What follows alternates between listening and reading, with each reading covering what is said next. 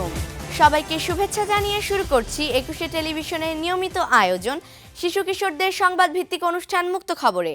স্বাগত জানাচ্ছি আমি জান্নাতুল ফেরদৌস। মুক্ত খবর বাংলাদেশের শিশু কিশোরদের একমাত্র সংবাদ ভিত্তিক সাপ্তাহিক অনুষ্ঠান।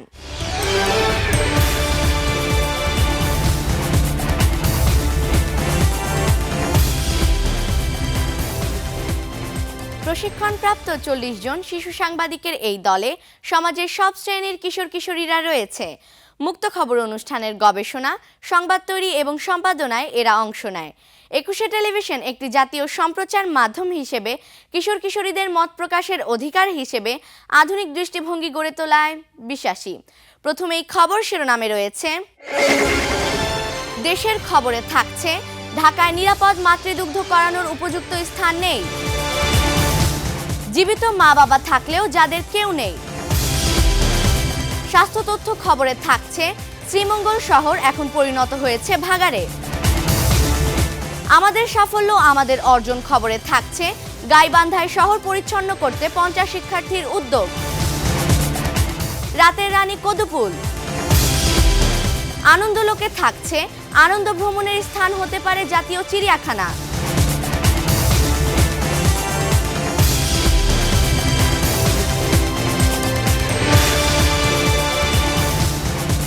এবার বিস্তারিত। শহর জুড়ে আধুনিক স্থাপনা, বহুতল ভবন আর চকচকে শপিং মল থাকলেও নারীদের মৌলিক প্রয়োজন, বিশেষ করে টয়লেট ও শিশুকে দুধ খাওয়ানোর জন্য নির্জন নিরাপদ জায়গা এখনো অনেকাংশে উপেক্ষিত। এই অব্যবস্থাপনা শুধু নারী নয়, তাদের সঙ্গে থাকা শিশুদের স্বাস্থ্য ও নিরাপত্তার জন্য হুমকি হয়ে দাঁড়িয়েছে। রিপোর্ট করছেন জামিনী আক্তার ঝুমুর। টয়লেট ও মাতৃদুগ্ধ করানোর উপযুক্ত স্থান নেই। শহরে নারীরা প্রতিদিন লড়ছেন মৌলিক চাহিদার জন্য।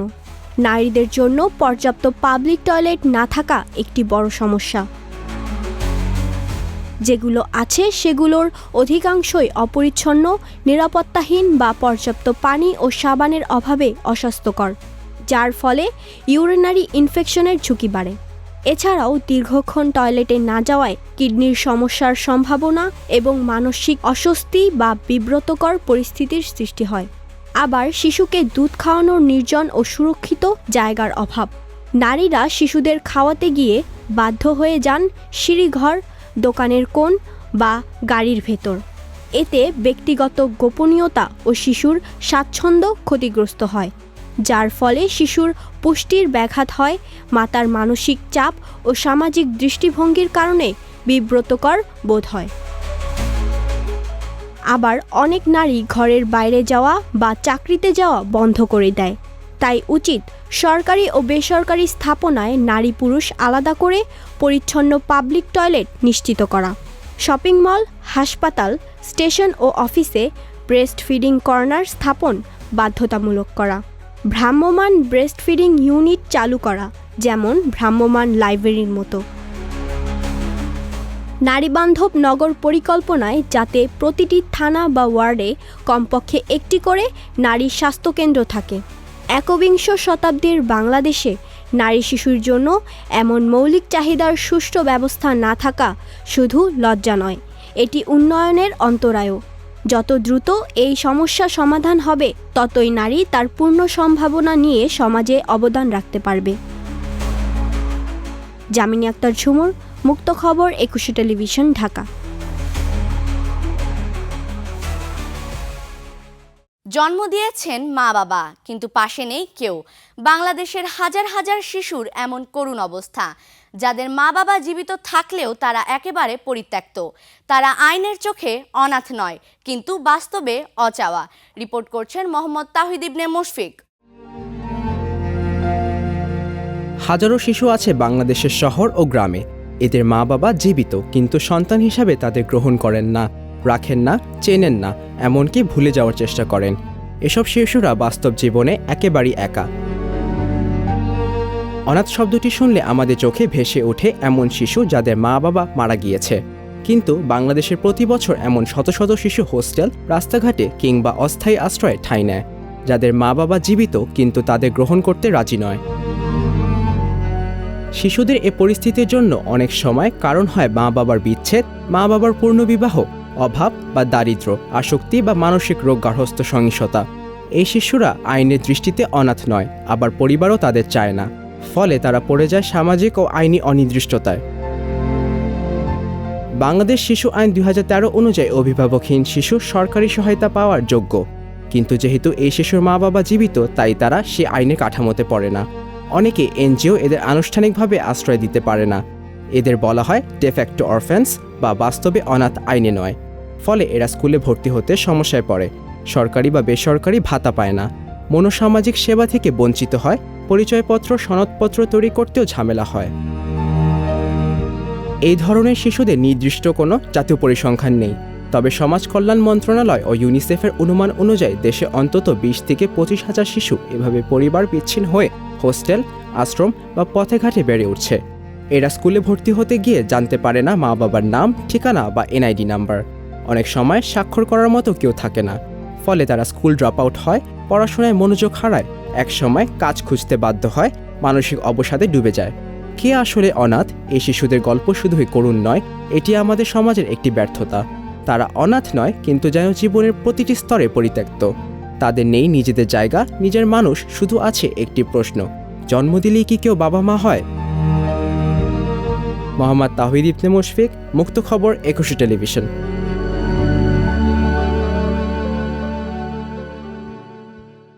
বন্ধুরা, এবার নিচ্ছি একটি বিরতি। তবে বিরতির পর মুক্ত খবর অনুষ্ঠানে আরও যা থাকছে। স্বাস্থ্য তথ্য খবরে থাকছে শ্রীমঙ্গল শহর এখন পরিণত হয়েছে ভাগাড়ে। আমাদের সাফল্য আমাদের অর্জন খবরে থাকছে গাইবান্ধায় শহর পরিচ্ছন্ন করতে 50 শিক্ষার্থীর উদ্যোগ।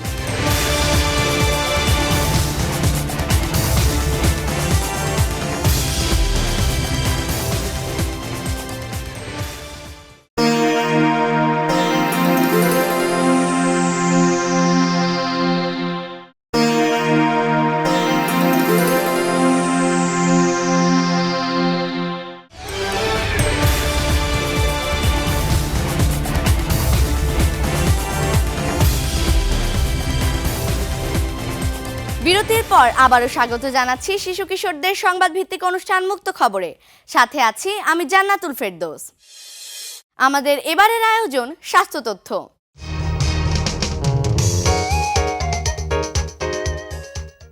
মৌলভীবাজারের শ্রীমঙ্গলের শিক্ষা প্রতিষ্ঠান ও জনবহুল এলাকা থেকে ময়লার ভাগাড় সরানোর দাবিতে ভাগাড়ে তালা দিয়েছে এলাকাবাসী ও শিক্ষার্থীরা। এতে ময়লা নিয়ে বিপাকে পড়েছে শহরবাসী। ফলে শহরের বিভিন্ন রাস্তায় জমছে ময়লা স্তূপ। দুর্গন্ধে নাকার পর্যটন শহর শ্রীমঙ্গল। বিষয়টি সমাধানে জরুরি বৈঠক করেছে বাংলাদেশ সেনাবাহিনী। বিস্তারিত জানাচ্ছে নুসরাত জাহান অর্ষা। এভাবে প্রতিদিন দরজা জানালা বন্ধ করে ক্লাস করতে হয় মৌলভীবাজারের শ্রীমঙ্গল সরকারি college, the birds residential school and college ও গাউছিয়া শফিকিয়া সুন্নিয়া দাখিল মাদ্রাসার প্রায় 15,000 শিক্ষার্থীকে। অনেক দুর্গন্ধ আসছে, ক্লাসে জানালা বন্ধ করে আমরা ক্লাস করছি। অনেক স্টুডেন্ট চলে গেছে, তবে আমাদের ইম্পর্টেন্ট ক্লাস যেহেতু আমাদের করতে হয়। আমরা দরজা জানালা বন্ধ করে ক্লাস করি। অনেক সময় কারেন্ট চলে যায়, দেখা যায় যে লাইটগুলো অফ থাকে এবং আমাদের ক্লাস করতে সমস্যা হয়। অন্ধকারের মধ্যে তো আমরা ক্লাস করতে পারি না। আর এই আবর্জনার জন্য আমরা জানালাও খুলতে পারি না, দরজাও খুলতে পারি না। এত সুন্দর একটা কলেজ, কিন্তু এখানে যে দুর্গন্ধ, যে একটা নোংরা পরিবেশ, ক্লাসরুমে বসে গন্ধ শুনতে হয়, দেখতে হয়, বাতাসের সাথে উড়ে আসে, ময়লা এসে কলেজে গিয়ে ঢুকে যায়। এই অবস্থা কখনই কোনোভাবে কোনো সভ্য সুস্থ সমাজে কাম্য হতে পারে না। শ্রীমঙ্গল পৌরসভার ময়লার ভাগাড়ে গা ঘেঁষেই এই 3টি শিক্ষা প্রতিষ্ঠান, 2টি মসজিদ এবং কলেজ রোড, বিরামপুর ও বসুন্ধরা আবাসিক এলাকা। দুর্গন্ধে মুসল্লিরা নামাজ আদায় করতে পারেন না, বাসা বাড়িতেও ঠিকা দেয়। আর স্কুলের বাইরে খোলা খাবার নিয়ে বসে হকাররা, যা খেয়ে অসুস্থ হচ্ছে শিক্ষার্থীরা। আমরা তো মামা গেটের সামনে বিক্রি করার লাগে, মনে হয় গেটের সামনে তো ময়লা আবর্জনা থাকে, তারপরে তো মনে হয় আমরা ব্যস্তই হয়। সেটা আমরা গরিব মানুষ, এই দুঃখে আমরা ব্যস্ত লাগে, রাস্তায় রাস্তায় আমরা তো আর দোকান দিয়ে বইতে পারি না। এই যে বিপুল সংখ্যক শিক্ষার্থী প্রতিদিন শিক্ষা প্রতিষ্ঠানগুলোতে আসা যাওয়া করে, তাদেরকে এই স্বাস্থ্য ঝুঁকির মাঝে পড়তে হয়। আমরা যারা এই প্রতিষ্ঠানে কর্মরত আছি, তাদেরকে এই স্বাস্থ্য ঝুঁকিতে পড়তে হয়। আশেপাশে আবাসিক ভবনগুলো আছে, সেখানে যারা বসবাস করে তাদেরকে এই স্বাস্থ্য ঝুঁকিতে পড়তে হয়। তো আমরা আশা করব কর্তৃপক্ষ কোমলমতি শিক্ষার্থীদের স্বাস্থ্য ঝুঁকির কথা বিবেচনা করে অন্তত এই বিষয়টিতে খুব গুরুত্বের সাথে বিবেচনা করবেন। অন্যদিকে প্রায় 12 বছর আগে শ্রীমঙ্গল পৌরসভা শহরতলির জেঠি রোডের শেষ মাথায় হাইল হাওর এলাকায় জমি ক্রয় করলেও হাইকোর্টের রিটের কারণে সেখানে স্থানান্তরিত করা যায়নি। দীর্ঘ এক যুগে নতুন স্থানে স্থানান্তরিত না হওয়ায় গত রবিবার সকালে ময়লার ভাগাড় বন্ধ করে দিয়ে শ্রীমঙ্গল চৌমুহনী চৌড়ে ঢাকা মৌলভীবাজার সড়ক অবরোধ করে এলাকাবাসী। এরপর থেকে শহরের ময়লা অপসারণ হচ্ছে না, পুরো শহর পরিণত হয়েছে ময়লার ভাগাড়ে। আমরা তো ক্লাসে ঢুকতে পারি না, আমরা বাইরে বসে থাকি। ময়লার জন্য মাছি আসে, মাছির মধ্যে বসতে হয়, গন্ধের মধ্যে সহ্যরিয়া বসতে হয়, বাচ্চারাও বসে। লন্ডন স্টুডেন্ট এখানে আমার আসছি হয়, এখানে আমি আসছি ঠিক, কিন্তু এখানে আসা আমি দেখলাম যে এটা একটা শহর, এই শহরে যেখানে সেখানে ময়লা দেখতে পাচ্ছি ঠিক, কিন্তু ময়লাগুলো এমন অবস্থা যে দুর্গন্ধ। আর পৌরসভার মেয়রের দায়িত্বে থাকা উপজেলা নির্বাহী অফিসার জানান, সেনাবাহিনী সহ একাধিক বৈঠক করে সমঝোতার চেষ্টা করেছেন। তিনি 21 কোটি 28 লাখ টাকা ব্যয় করে নির্ধারণ করে sanitary landfill and faecal sludge treatment plan নামে একটি প্রকল্প জমা দেওয়া হয়েছে, যা অনুমোদন হলে কেটে যাবে এ সমস্যা। শ্রীমঙ্গল উপজেলার সবচেয়ে অপরচুনিটি যেটা, যে এখানে বাংলাদেশের সবচেয়ে বেশি সংখ্যক তথা ফাড়ি বাগান সহ 48টি চা বাগান রয়েছে। সেই চা বাগানে অর্গানিক মাটির হেলথের অর্গানিক কার্বনের পরিমাণ আদর্শ অবস্থা থেকে অর্ধেকে নেমে গেছে, সুতরাং প্রচুর চাহিদা আছে। তো আমরা আশা করছি যে যদি এই প্ল্যানটা স্থাপন হয়, একদিকে যেভাবে আমাদের শিক্ষার্থীদের দীর্ঘদিনের আন্দোলনের এটা ফল আসবে। এ ব্যাপারে স্থানীয় সরকার, উপদেষ্টা ও সংশ্লিষ্ট মন্ত্রণালয়ের দৃষ্টি আকর্ষণ করছেন ভুক্তভোগীরা। নুসরাত জাহান অর্ষা, মুক্ত খবর, 21 টেলিভিশন।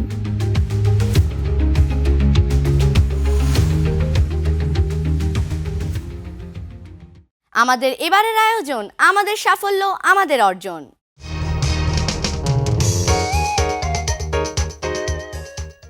গাইবান্ধায় নিজের শহরকে পরিষ্কার পরিচ্ছন্ন বাসযোগ্য করে গড়ে তুলতে একদল স্কুল ও কলেজ পড়ুয়া শিক্ষার্থী দল বেঁধে ঝাড়ু ও বর্জ্য ভর্তি ব্যাগ হাতে শহর পরিষ্কার করছেন। সাথে আশেপাশের মানুষকেও পরিবেশ ভালো রাখতে তারা সচেতন করতে কাজ শুরু করেছেন। নিজেদের টাকায় কেনা ঝাড়ু সহ অন্যান্য সরঞ্জাম দিয়ে হাসপাতাল, বাস স্ট্যান্ড, রেল স্টেশন সহ গুরুত্বপূর্ণ এলাকায় পরিচ্ছন্নতার জন্য কাজ করছে তারা। তাদের এই ভালো কাজে এগিয়ে এসেছেন অনেকেই। বিস্তারিত থাকছে ওয়াসিয়া আমিনের প্রতিবেদনে। বেশ কিছুদিন ধরে গাইবান্ধা শহরের পাড়া মহল্লায় ময়লা আবর্জনার স্তূপ জমে থাকে। গাইবান্ধা জেলা হাসপাতাল, রেল স্টেশন সহ পাড়া মহল্লার বেশ কিছু এলাকা দিয়ে পথ চলা খুব কঠিন হয়ে পড়ে। দুর্গন্ধে অনেকেই ওই এলাকা দিয়ে চলাচল করতে পারে না। ময়লা দুর্গন্ধ থেকে ছড়িয়ে পড়ছে নানা রোগ ব্যাধি। এই অবস্থায় গাইবান্ধার কিছু শিক্ষা প্রতিষ্ঠানের শিক্ষার্থী জিহাদ আকন্দ, গীতা বিশ্বাস সহ 50 জন শিক্ষার্থী নিয়ে উদ্যোগ নিয়ে বিওয়াও ডেভেলপমেন্ট ফাউন্ডেশন নামের একটি প্রতিষ্ঠানের যাত্রা শুরু করে।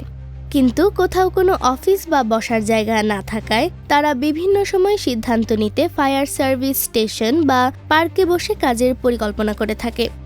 আমরা মূলত গাইবান্ধাবাসীদের মধ্যে জনসচেতনতা সৃষ্টি করার জন্য এই ছোট্ট একটি উদ্যোগ নিয়েছি। আমরা বিওয়াইও ডেভেলপমেন্ট ফাউন্ডেশনের সদস্যরা এবং আমাদের অনেক স্কুল কলেজের শিক্ষার্থীরা আছে, যারা আমরা একসাথে এই উদ্যোগটা নিয়েছি যাতে সবার মাঝে একটু সচেতনতার সৃষ্টি হয়। তারা যেন এভাবে নোংরা আবর্জনা যেখানে সেখানে না ফেলে আমাদের পরিবেশটা যেন নষ্ট না করে। গাইবান্ধা শহরের বিভিন্ন এলাকায় গেলেই চোখে পড়বে একদল শিক্ষার্থী নীল গেঞ্জি, হাতে ঝাড়ু, ডাস্টবিন, বর্জ্য ভর্তি পলিথিনের ব্যাগ নিয়ে পরিচ্ছন্নতায় ব্যস্ত। তাদের কর্মকাণ্ডে খুশি হয়ে স্থানীয় একটি এনজিও তাদেরকে প্লাস্টিকের কয়েকটি ডাস্টবিন কিনে দিয়েছে। ইতিমধ্যে আমরা আমাদের Gaibandha rail station, Gaibandha bus terminal আমরা পরিষ্কার করেছি। পাশাপাশি 12টি ডাস্টবিন স্থাপন করা এবং জনসাধারণদেরকে সচেতন বার্তা দিতে চাই যে আপনারা দয়া করে ডাস্টবিনটি ব্যবহার করবেন এবং আশেপাশে কোথাও নোংরা ফেলবেন না, কারণ এই একটি নোংরা থেকে হয়তোবা একটা নতুন জীবাণু তৈরি হতে পারে, যে জীবাণুটা আমাদের স্বাস্থ্যের দিক থেকে ক্ষতি করতে পারে। এই কার্যক্রমের মাধ্যমে আমরা যেন একটা সুন্দর নগর গড়ে তুলতে পারি এবং পাশাপাশি সুন্দর একটা সমাজ গড়ে তুলতে পারি, যেখানে আমরা একটা সৌন্দর্য পরিবেশ পাবো এবং আমরা একটা শান্তিময় একটা পৃথিবী গড়ে তুলতে পারবো। ওয়াসিয়া আমিন, মুক্ত খবর, 21 টেলিভিশন। বন্ধুরা, আবারও নিতে হচ্ছে একটি বিরতি, তবে বিরতির পর মুক্ত খবর অনুষ্ঠানে আরও যা থাকছে: রাতের রানী কদুপুল, আনন্দলোকে থাকছে আনন্দ ভ্রমণের স্থান হতে পারে জাতীয় চিড়িয়াখানা।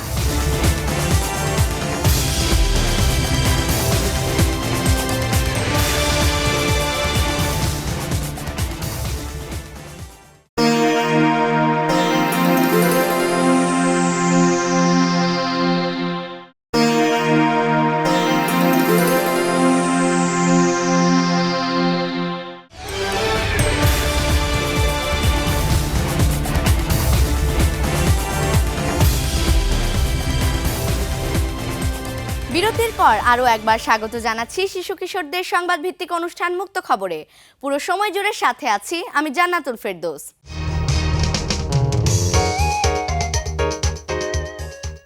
পৃথিবীর অন্যতম রহস্যময় ও বিরল ফুল কদুপুল, যাকে অনেকেই রাতের রানী নামে চেনেন, সাম্প্রতিক সময়ে নতুন একটি ফুটেজ প্রকাশের পর আবারও আলোচনায় উঠে এসেছে। গভীর রাতের অন্ধকারে ধীরে ধীরে ফুটে উঠছে এই তুষার সাদা ফুলটি এবং ভোরের আলো ফুটতে নিঃশব্দে মিলিয়ে যাচ্ছে। বিস্তারিত থাকছে অস্মিতা তালুকদারের ডেস্ক রিপোর্টে। শ্রীলঙ্কাকে কদুপুল ফুলের আদি নিবাস বলে মনে করা হয়, তবে এতটাই বিরল যে স্থানীয় বাসিন্দারাও এই ফুল দেখা ভাগ্যের ব্যাপার বলে মনে করেন। কদুপুলের বিশেষ রহস্য হলো এটি শুধুমাত্র মধ্যরাতে ফুটে, বছরে একবার কিংবা দুবার, আর ফুটে ওঠার কয়েক ঘন্টা পরেই ফুলটি পুরোপুরি ঝরে পড়ে। ক্ষণস্থায়িত্বের কারণে কদুপুলকে বিশ্বের সবচেয়ে মূল্যবান ফুল বলা হলেও এর কোনো বাণিজ্যিক মূল্য নেই, কারণ গাছ থেকে ছিঁড়লে ফুলটি মুহূর্তের মধ্যে নষ্ট হয়ে যায়। বিশেষজ্ঞদের মতে ফুলের পাপড়ি এমনভাবে গঠিত যে অন্ধকার এটি নরম আলো ছড়ায়, যা একে আরও জাদুকরি করে তোলে। নতুন প্রকাশিত ফুটেজে দেখা গেছে ধীরে ধীরে পাপড়ি মেলে ফুলটি এক নীরব আলোয় ঝলমল করছে। দর্শকদের মতে এটি প্রকৃতির সবচেয়ে শান্ত এবং সুন্দর এক বিস্ময়। কদুপুলের অস্তিত্ব শুধু মনে করিয়ে দেয় প্রকৃতি এখনও তার ভেতর অসংখ্য রহস্য লুকিয়ে রেখেছে, যা কেবল সঠিক মুহূর্তে ধরা দেয়। অস্মিতা তালুকদার, ডেস্ক রিপোর্ট, মুক্ত খবর, 21 টেলিভিশন।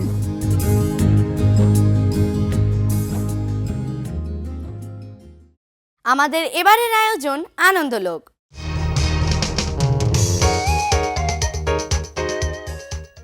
শীতের ছুটির দিনে পরিবার পরিজন নিয়ে আনন্দের মুহূর্ত কাটানোর জন্য রাজধানীর মানুষদের কাছে মিরপুর জাতীয় চিড়িয়াখানা একটি জনপ্রিয় গন্তব্য। এখানে এসে শিশু কিশোর তরুণ দর্শনার্থীরা কেবল প্রাণী দেখেই আনন্দ পান না, বরং প্রকৃতির সঙ্গে সময় কাটানোর সৌন্দর্য উপভোগ করেন। বিস্তারিত থাকছে বেনজির বিনতে সাইদের রিপোর্টে। শীতের কাঁচা হাওয়ার মধ্যে সকালে চিড়িয়াখানার প্রবেশপথে ভিড় লক্ষ্য করা যাচ্ছে। শিশু থেকে শুরু করে বৃদ্ধ বৃদ্ধা পরিবার পরিজন সবাই এসেছে প্রাণী দেখার এবং প্রকৃতির সঙ্গে সময় কাটানোর আনন্দে। চারপাশে সবুজ গাছগাছালি, পরিচ্ছন্ন পথ এবং পর্যাপ্ত বিশ্রামের স্থান দর্শনার্থীদের জন্য আরামদায়ক পরিবেশ তৈরি করেছে। চিড়িয়াখানার ভেতরে হাঁটতে হাঁটতে চোখে পড়ে বিভিন্ন প্রজাতির প্রাণী। সিংহ, বাঘ, হাতি, জিরাফ, বানর সহ নানা প্রাণী দর্শনার্থীদের আনন্দ দিচ্ছে। শিশুদের উত্তেজনা চোখে পড়ার মতো, তারা হাতি ও সিংহের খেলা দেখে আনন্দে উচ্ছ্বাসিত। অভিভাবকরা বলছেন, শীতের এই সুন্দর দিনে এখানে আসা শিশুদের জন্য শিক্ষণীয় অভিজ্ঞতার পাশাপাশি আনন্দের একটি দারুণ সময়। দর্শনার্থীদের সুবিধার জন্য চিড়িয়াখানায় পর্যাপ্ত নিরাপত্তা ও ব্যবস্থাপনা রাখা হয়েছে। পরিচ্ছন্ন পথ, বিশ্রামের জায়গা, খাবারের স্টল এবং পর্যাপ্ত নিরাপত্তা কর্মী দর্শনার্থীদের আরাম নিশ্চিত করেছে। এছাড়া চিড়িয়াখানার পরিচালনায় প্রাণীদের সুস্থতা এবং প্রাকৃতিক পরিবেশে তাদের পরিচ্ছন্নতা নজরে পড়ার মতো। ফটোগ্রাফি ও ভিডিও করার জন্য পর্যাপ্ত জায়গা থাকায় দর্শনার্থীরা এই আনন্দঘন মুহূর্তগুলো ক্যামেরাবন্দি করতে পারছেন। শিশুরা দৌড়াচ্ছে, বাবা মা এবং অভিভাবকরা হাসি মুখে তাদের খুশি দেখছেন। শীতের সতেজ বাতাসে পরিবার পরিজনের সঙ্গে সময় কাটানো এক আনন্দঘন অভিজ্ঞতা হয়ে উঠেছে। মিরপুর জাতীয় চিড়িয়াখানা শীতের ছুটিতে পরিবার পরিজন নিয়ে সময় কাটানোর এক অনন্য স্থান। সুন্দর পরিবেশ, প্রাণীদের সুস্থতা, উন্নত ব্যবস্থাপনা এবং দর্শনার্থীদের আরাম সব মিলিয়ে এটি আনন্দময়, শিক্ষণীয় এবং স্মরণীয় অভিজ্ঞতার ঠিকানা। তাই শীতের ছুটিতে পরিবার পরিজনকে সঙ্গে নিয়ে মিরপুর চিড়িয়াখানায় যাওয়াই হয়ে উঠেছে আনন্দ এবং স্মৃতির এক উৎকৃষ্ট উৎস। বেনজির বিনতে সাইদ, মুক্ত খবর, 21 টেলিভিশন, ঢাকা।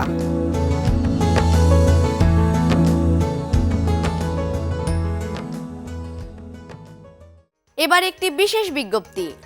21 টেলিভিশনের শিশু কিশোরদের সংবাদ ভিত্তিক অনুষ্ঠান মুক্ত খবর অনুষ্ঠানে শিশু সাংবাদিকদের আবেদন আহ্বান করা হচ্ছে। ঢাকা সহ বাংলাদেশের বিভিন্ন জেলায় সংবাদ পাঠক পাঠিকা ও বিভাগীয় প্রতিনিধি, জেলা প্রতিনিধি, শিশু সাংবাদিক আবশ্যক। বয়সসীমা 8 থেকে 18 বছর, বয়স সনদপত্র অনুযায়ী। আগ্রহী শিশু কিশোর কিশোরী সরাসরি যোগাযোগ ও জীবন বৃত্তান্ত পাঠাও এই ঠিকানায়। প্রযোজক মুক্ত খবর, 21 television limited, Jahangir tower, 10 Kazi Nazrul Islam Avenue, Karwan বাজার, ঢাকা 1215, ফোন 0255014316 থেকে 25 পর্যন্ত, মোবাইল 019586644544, ইমেইল muktokhabor@21-tv.com অথবা muktokhabor2025@gmail.com। আমরা থাকব তোমাদের মতামতের অপেক্ষায়। প্রিয় শিশু কিশোর বন্ধুরা, আমরা অনুষ্ঠানের শেষ প্রান্তে চলে এসেছি। প্রতি পর্বেই আমরা হাজির তোমাদের কাছে। সবাইকে আগামী পর্ব দেখার আমন্ত্রণ জানিয়ে আমি জান্নাতুল ফেরদৌস শেষ করছি তোমাদের প্রিয় মুক্ত খবর। ততক্ষণ ভালো থেকো, সুস্থ থেকো এবং চোখ রেখো 21 টেলিভিশনের পর্দায়।